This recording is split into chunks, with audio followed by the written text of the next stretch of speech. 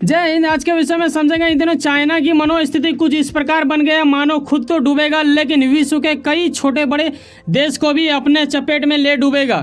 जब आप एक ऐसे आर्टिकल देखते हैं जहां यह स्पष्ट कराया जा रहा है कि चाइना आखिर क्यों नहीं जल्दीबाजी कर रहा है अपने बिगड़ते अर्थव्यवस्था को संभालने में, आखिर इसके पीछे क्या कोई षड्यंत्र है या कुछ अलग वाली बात है या फिर इनसे हो ही नहीं पा रहा है, क्या अब वो सपना जो इनका है कि पूरे विश्व का सुपर पावर बनने का अब बाइडन ही बने हुए रहेंगे, ये नहीं बन पाएंगे। इन सभी विषयों के ऊपर आइए चर्चा करते हैं और इससे क्या नुकसान हो सकता है इंडिया को, साथ ही अनेक देशों को कितना नुकसान होगा, इन सभी विषयों के ऊपर आज जानकारी इकट्ठा करेंगे। तो स्टेप बाय स्टेप समझते हैं। जैसे कि आपको पता होगा कि चाहे हम कोई भी देश की बात करें, अगर आपके देश का अगर मैं बात करूं इंडिया का, तो इंडिया में अगर किसी चीज़ का अगर दाम घटता है तो ये हमारे लिए फ़ायदेमंद की बात होती है।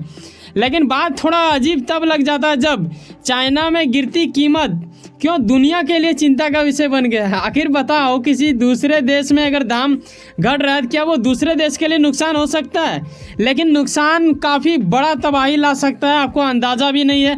लेकिन ये कैसे नुकसान कर देगा ये चीज़ आपके मन में शायद उलझन बन सके, क्योंकि आपको लगता होगा यकीनन ज़्यादातर लोगों को कि यार दाम घटा है तो वो तो उस देश के लिए अच्छा है, लेकिन बाकी देशों के लिए कहाँ से नुकसान हो गया। देखो, चाइना जो है ना वो कई सारे देशों को अपने यहाँ का सामान देता है। इंडिया में भी बहुत सारे आता है, भले ही हम लोग make in India made in India का नाराबाजी करते हैं और बहुत कुछ में बदलाव भी किए हैं, हम लोग खुद से बनाने लगे हैं, लेकिन आज भी चाइना से हम लोग बेहद हद तक सामान लेते हैं। और ये सिर्फ यहाँ ही नहीं, इसमें सिर्फ डूबने की बात नहीं की जा रही है। दरअसल चाइना के इस वजह से कई सारे देश में बेरोजगारी भी बढ़ जाएगी। आखिर जब इतना बड़ा बड़ा शब्द सामने आ रहा है, बेरोजगारी और ले डूबने की बात की जा रही है, तो कहीं ना कहीं कुछ तो बड़ा बात हुआ होगा।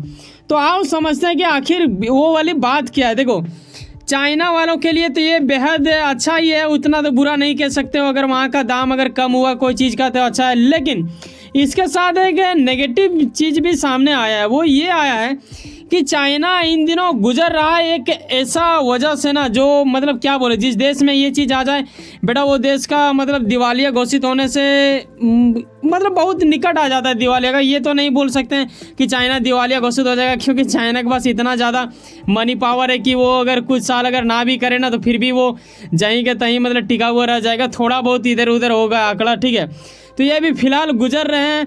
और स्फीति क्या होता है, इसका सामना जब कोई देश करता है तो उसे किन किन चीज़ों का ध्यान रखना चाहिए, ये चीज़ें हमें समझना पड़ेगा। चाहे वो अभी भले ही चाइना में हो रहा है, चाइना हम लोग जानते हैं कि इंडिया के लिए ये काफ़ी बेहद नुकसानदायक है, लेकिन कहीं ना कहीं हमारे लिए फ़ायदेमंद भी कुछ पॉइंट में आ जाता है। हर पॉइंट इसका हमारे लिए नुकसानदायक नहीं है। ऐसे में अभी क्या होता है कि हाल ही में इसी माह के अगस्त 8 में एक रिपोर्ट आता है जिसमें आयात निर्यात की रिपोर्ट दी जाती है, जिसमें यह बताया जाता है कि पिछले महीने अगर देखा जाए चाइना देश में तो आयात निर्यात दोनों में कम ही दिखा गया है। मतलब ना ही वो लोग ज़्यादा कुछ भेज रहे हैं, ज़्यादातर तो चाइना वाले लोग दूसरे देश को भेजते ही है, ठीक है, आयात बहुत कम करते हैं। तो आयात और निर्यात दोनों में कम स्थिति दिखा जा रहा है। माना यह भी जा रहा है, जो लोग वहाँ के जानकार व्यक्ति हैं उन लोगों का कहना है। देखो, पहली बात तो आपको यह भी मानना पड़ेगा कि चाइना का कोई भी बात होना वो डायरेक्टली ज़्यादातर देशों में नहीं पहुँचता है भाई साहब। वहाँ का मीडिया भी पूरे तरह से शी जिनपिंग के नियंत्रण में रहता है। वो इंडिया नहीं है कि आप माइक घसोड़ के पूछोगे नेताओं से कि बेटा बोलो और वो बोल देगा, ठीक है। तो ये वाली हालात हो जाता है। ये चीज़ आपको बखूबी पता ही होगा, और ना पता हो तो अभी आप जान लें ये चीज़। लेकिन क्योंकि हम नहीं, बाकी कई देश इनके ऊपर निर्भर होता है कि चाइना सामान वहाँ पे आएगा, वो भी जब सस्ता तो ये पहले से ही दे रहा था, इसमें कोई बड़ी बात नहीं था। लेकिन अब क्यों ऐसा माना जाने लगा है, क्या ख़त्म होने वाला है चीन की दबदबा। मतलब देखो, जब मैं दबदबा की बात करता हूँ तो मैं ये बता रहा होता हूँ, देख चीन आज पूरे विश्व में छा चुका है। तो एक प्रकार से आप देखोगे चीज़ों के मामले में, सामानों के मामले में कई प्रकार के वस्तुएं इनके ओर से बनाए जाते हैं, उन चीज़ों के ऊपर इनका मतलब दबदबा ही आप बोलो, ठीक है। लेकिन चाइनीज़ इकोनॉमी का इस तरह मतलब खतरे में आना ये असर देगा विश्व के उन बाकी देशों में, जो छोटा रहे चाहे बड़ा रहे, हर वो देश को बहुत हद तक ये चोट पहुँचाएगा। वजह यह भी है कि जब से कोरोना टाइम आया है, हमें लग रहा था कि भाई साहब कोरोना में चाइना ने अच्छा खासा पैसा छाप लिया होगा, लेकिन रिपोर्ट उस वक्त नहीं, अब आ रहा है धीरे धीरे करके सामने कि चाइना से जब ऐसा कुछ निकला था, यह भी बताया जा रहा था कि चाइना वालों ने ही कोरोना किया था। हालांकि इस चीज़ का पुष्टि नहीं हुआ, चाइना वाले ने कभी भी इस चीज़ को स्वीकार नहीं किया, लेकिन फिर भी आज भी इंडिया के ही नहीं कई सारे देश वाले ऐसे मानते हैं कि चाइना की ओर से ही कोरोना ऐसा वायरस तरह से आया था। ठीक है, लेकिन वजह ये नहीं आ रहा है, अर्थव्यवस्था उनका तब से अभी तक बिगड़ा हुआ है और ऐसा ही अनुमान लगाया जा रहा है। एक उम्मीद के प्रकार आप ये नहीं बोल सकते कि हाँ बिल्कुल यही वजह है, तो आप ये नहीं कह सकते, लेकिन उतार चढ़ाव बहुत हद तक आ गया। अभी तक वो मतलब नुकसान ही नुकसान झेल रहा है। मैं थोड़ा सा आपको परसेंटेज के माध्यम से भी दर्शा देता हूँ जो रिपोर्ट के अनुसार हमें रिसर्च में मिलता है। अभी अगर देखें ना तो पिछले ही अगर मैं साल भर का अगर पहले की स्थिति में बताऊं, पिछले माह का भी अगर मैं बात करूं तो 0.3% और कम हो गया। अब सवाल ये आता है कि आखिर इतना दाम घटने के बाद मैं बार बार आपको दाम घटने के बारे ही सिर्फ बोल रहा हूँ ऐसा आपके मन में चल रहा होगा। देखो ये चीज़ों को अगर मैं बताना चाहूँ तो मैं शुरू में ही बता देता आपको, लेकिन शुरू में वो चीज़ें आपको समझ में नहीं आता, क्योंकि आपको समझना ये भी है कि आखिर ये स्थिति उत्पन्न कैसे हुआ, क्या हुआ कि अब शी जिनपिंग का सपना थोड़ा टूटता हुआ दिख रहा है और बाइडन बेहद खुश हो गए होंगे, लेकिन वो चाह के भी ज़्यादा खुशी नहीं दिखा सकते, क्योंकि बाइडन यानी अमेरिका को भी नुकसान होगा, यकीनन नुकसान होगा। अब ये चीज़ समझ लो कि आखिर ये जिस चीज़ से जूझ रहा है उसे कहते क्या है। देखो अपस्फीति का मतलब ये होता है कि जब किसी चीज़ का ज़्यादा ही कुछ अवेलेबल हो जाना और मांग मतलब घटने लगता है, तो ऐसे स्थिति में क्या होगा, उस चीज़ का दाम घटेगा। या तो आप ये भी कह सकते हैं कि उत्पादन तो ज़रूरत से अधिक अगर बढ़ जाता है, या फिर उपभोक्ता पैसा ही खर्चा ना करना चाहे, तो ऐसे स्थिति में ये चीज़ का आप कह सकते हो कि ज़रूर अभी चाइना जिस स्थिति में है उसे आप अपस्फीति स्थिति का नाम दे सकते हो, और यही वजह है कि चाइना को ये सब चीज़ झेलना पड़ रहा है। अभी मैं एक एग्जांपल के माध्यम से आपको समझाना चाहूँगा। इंडिया में ऐसा कुछ हुआ था, ये मैं आपको दिखा रहा हूँ, जून का आर्टिकल है, ठीक है, जून माह का। इसमें आप देखते हो कुछ इस प्रकार टमाटर डाल दिया गया था सड़कों किनारे, बहुत जगह पे सड़क में डाल दिया गया था। तो इंडिया में आखिर ऐसा कैसे हुआ? अभी जैसे फिलहाल मैं बात करूं पीछे 1-2 महीना पहले की बात, तो इंडिया में काफ़ी ज़्यादा दाम बढ़ गया था, 80 रुपये करीबन आ गया था टमाटर का। लेकिन एक टाइम ऐसा था जब 1 रुपये 2 रुपये आ गया था।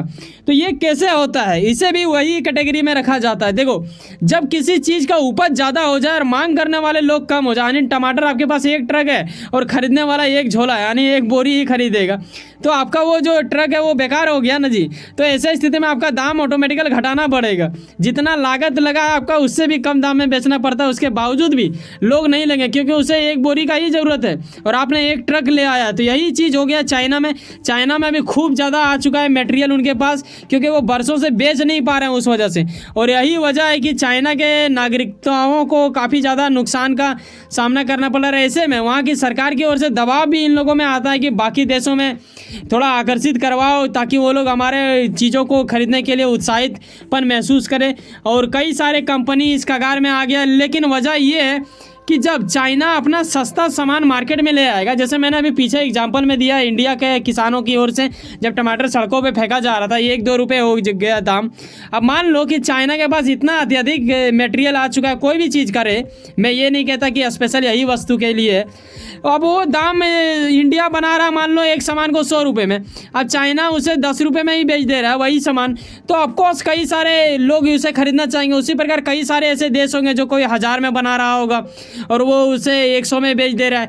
तो ये वजह होगा जब कई सारे देशों के कंपनियों को बेरोजगारी से जूझना पड़ेगा, क्योंकि वो जब कंपनी को नुकसान होगा तो वो अपने यहाँ पे काम करने वाले लोगों को हटा देंगे, तो बेरोजगारी भी कहीं ना कहीं उत्पन्न होगा। और यही वजह है कि कारोबार में उसका घाटा लगते जा रहा है। और वजह ये आ रहा है कि चाइना अभी तक उसके ऊपर ध्यान ही नहीं दे रहा। मानो ऐसा लग रहा है हमें कि चाइना जान रहा है कि अगर ऐसा कुछ हुआ तो मैं ही नहीं डूबूंगा, मेरे साथ कई अनेक देशों के कंपनी भी डूबेंगे। और ये उसके लिए एक दुखनीय नहीं, एक मतलब गम खाने वाली बात ही नहीं है उनके लिए, ऐसा कुछ लग रहा है स्टेटमेंट के माध्यम से। अब बाकी आप अपनी राय अवश्य दें। वैसे सुनो ना कहीं आप कुछ ना कुछ काम करते होंगे, यकीनन अपने काम के प्रति काफ़ी ज़्यादा उम्मीद रखते होंगे, यकीनन आपका मेहनत आपका मंजिल बन के मिला। वैसे सुनो ना, सब्सक्राइब कर लो पावर ऑफ 4 सर, जुड़े रहो मुझसे। और बताना चाहेंगे भाई साहब, जब आप 8, 9, 10, 11 मिनट हमारे साथ समय बिताते, कहीं ना कहीं लगाओ बंदा सब्सक्राइब, जो बिल्कुल फ्री होता है, करके जाएं। और नीचे डिस्क्रिप्शन में जाइए, वहाँ एक लिंक मिलेगा वर्ल्ड अफेयर्स हिंदी के नाम से, वो भी मेरा ही चैनल है, उसमें इंटरनेशनल चीज़ें आपको देखने को मिलेगा, तो उसे भी अवश्य सब्सक्राइब कर लें। मिलते हैं किसी नेक्स्ट वीडियो में। बाय, जय हिंद, जय भारत।